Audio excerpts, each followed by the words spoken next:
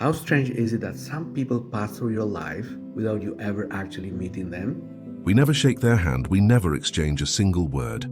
Yet they appear again and again like scattered signals across time. In the 1980s, I was living in Milan, Italy. Back then, Diego Maradona was much more than a soccer player. He was an absolute phenomenon. I remember hearing a story about a Napoli match where thousands of fans were waiting for him. He didn't arrive by bus or by car. He arrived in a helicopter. When the helicopter landed, the crowd erupted. It was like a god descending from the clouds. Throughout that time, I saw a magazine at a newsstand. Maradona's face filled the entire front page. The bold headline read, "Almost an actor." That image stayed with me forever. Back then, nobody could have imagined that decades later we would still be talking about him. Fast forward 30 years later to the year 2018. I'm in Italy again, but far from the big cities.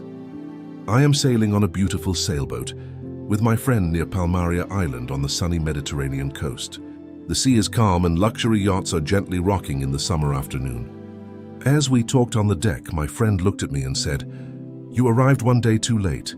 He told me that the day before, his daughter pointed at a giant luxury yacht nearby and asked, "Dad, why does that boat have a massive number 10 painted on it?" My friend picked up his binoculars to get a closer look at the yacht hull. And there he saw him. It was Diego Maradona, sitting calmly on the deck, quietly having a drink. The boat carried the number 10, the legendary number that changed sports history. The next day I was standing in that exact same spot on the sea, but Maradona was gone. Once again, I had crossed paths with him without really crossing paths at all. He was born into poverty in a modest corner of the world, but he became an international superstar. For millions, he was the greatest soccer player of all time. But his real talent wasn't just sports. He had a rare electric energy. He was an emotional leader who could make people believe in the impossible.